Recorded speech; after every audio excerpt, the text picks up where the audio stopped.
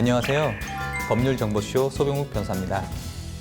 살다 보면 시청자분들도 최소한 한두 번쯤은 원고로서 상대방에게 민사소송을 제기하시거나 피고로서 상대방의 제소에 대해 대응할 수밖에 없는 아주 억울하고 답답한 상황이 생기실 텐데요.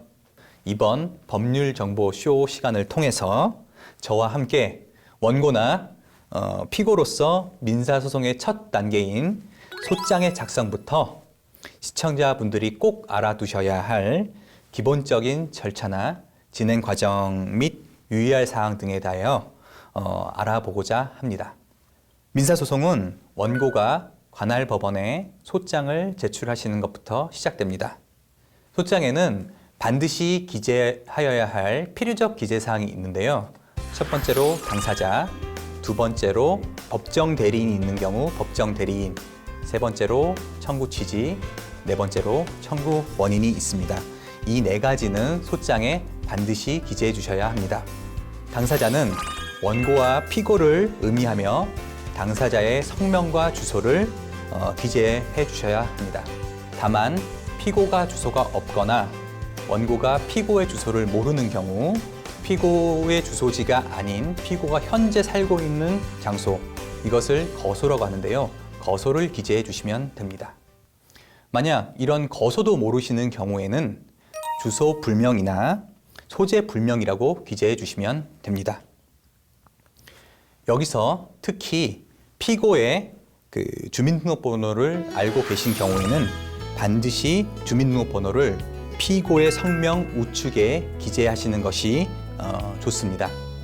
성명은 동명이인인 경우가 많고 주소는 변동의 여지가 많기 때문에 원고가 소송에서 진행하여 승소를 한 이후 집행을 하려고 하는 경우에 피고의 주민등록번호를 몰라서 낭패를 보는 경우가 많이 생기기 때문입니다. 따라서 피고의 특정 및 집행의 편의를 위해서 피고의 주민등록번호를 아실 경우에는 반드시 소장에 피고의 주민번호를 꼭 기재해 주시는 것이 좋다고 생각이 듭니다. 다음으로 법정 대리인은 당사자의 대리권 수여에 의하지 않고 대리권을 법에서 부여한 자를 의미합니다. 미성년자일 경우에 친권자, 그리고 질병, 장애, 노령으로 정신적 제약을 받는 자일 경우 성년 후견인, 이 두 가지가 일반적으로 법정 대리인이라고 할 수 있습니다. 청구 취지란 원고가 무엇에 대한 어떠한 재판을 구하는 것인가를 결론적으로 간명하게 기재하는 소장의 결론적인 부분을 의미합니다. 예를 들어 피고는 원고에게 5천만 원 및 이에 대한 2018년 2월 1일부터 이 사건 소장 부분 송달일까지는 연 5%, 그 다음 날로부터 다가는 날까지는 연 15%의 각 비율에 의한 금원을 지급하라. 이렇게 적는 것이 청구 취지의 예라고 할 수 있습니다. 청구 원인이란 원고가 주장하는 권리 또는 법률 관계의 성립 원인 사실을 의미합니다. 즉, 원고가 어떤 이유로 소송을 하게 되었는가를 기재한 것으로서 앞서 말씀드린 청구 취지에서 5천만 원을 왜 피고가 원고에게 지급해야 되는지, 5천만 원이 대여금인지 아니면 손해배상, 불법행위에 의한 손해배상액인지 그런 이유를 적는 것이라 하겠습니다. 다음으로 원고가 소장을 작성한 후 이 소장을 어느 법원에 제출하여야 하는지가 궁금하실 텐데요. 원칙적으로 피고의 주소지를 관할하는 법원에 소장을 제출하셔야 합니다. 다만 원고가 제기하시는 소가 부동산에 관한 소송일 경우에는 부동산에 있는 곳에 관할 법원, 불법행위에 대한 손해배상 청구 소송일 경우에는 불법행위가 발생한 곳에 관할 법원, 피고가 원고의 주소지에서 채무를 이행하여야 하는 소송일 경우에는 원고의 주소지를 관할하는 법원에 제출하셔도 무방합니다.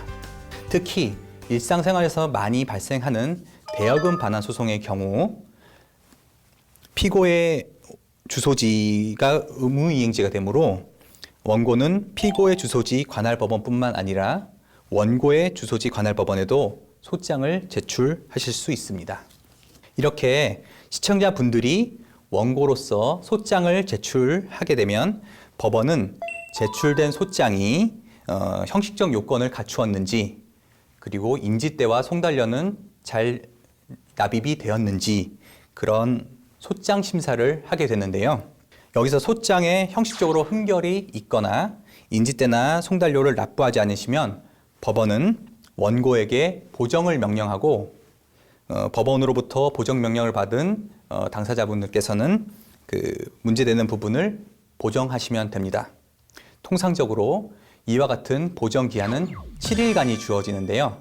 이 7일 이내에 꼭 보정을 하셔야 되며, 보정이 되지 않을 경우에는 소장이 각하가 되니 꼭 유의하셔서 그 보정 기간 내에 보정을 해 주셔야 합니다. 다음으로 소장을 송달받은 피고는 통상적으로 30일 정도의 소장에 기재된 청구 원인 사실에 대한 그 인정 여부, 또 자신이 주장할 사항에 대한 항변 사항, 그리고 주장에 대한 증거를 구체적으로 적은 답변서를 제출하셔야 됩니다. 만일 30일 이내에 그 답변서를 제출하지 않거나 원고의 청구를 모두 인정하는 자백 취지의 답변서가 제출된 경우 일단 무변론 판결의 대상이 됩니다. 여기서 무변론 판결이란 법원이 원고가 소장에서 주장한 사실을 피고가 자백한 것으로 보아 변론 없이 곧바로 선고기일을 지정하여 원고 승소의 판결을 선고하는 것을 의미합니다. 이렇게 피고의 답변서가 제출되면 재판장은 사건을 검토하여 가능한 최단기의 날로 변론기일을 지정하게 됩니다. 제1회 변론기일에는 양측이 다투는 쟁점이 무엇인지, 그리고 증거를 정리하는 기일로 운영이 됩니다. 이때 원고나 피고는 그 증인 신청이나 추가적인 증거 신청을 하게 됩니다. 이러한 변론 기일이 끝나면 변론이 종결되고 이때 판결 선고 기일을 지정하게 됩니다. 판결 선고 기일에 판결을 선고함으로써 제1심의 재판 절차가 종결되게 됩니다.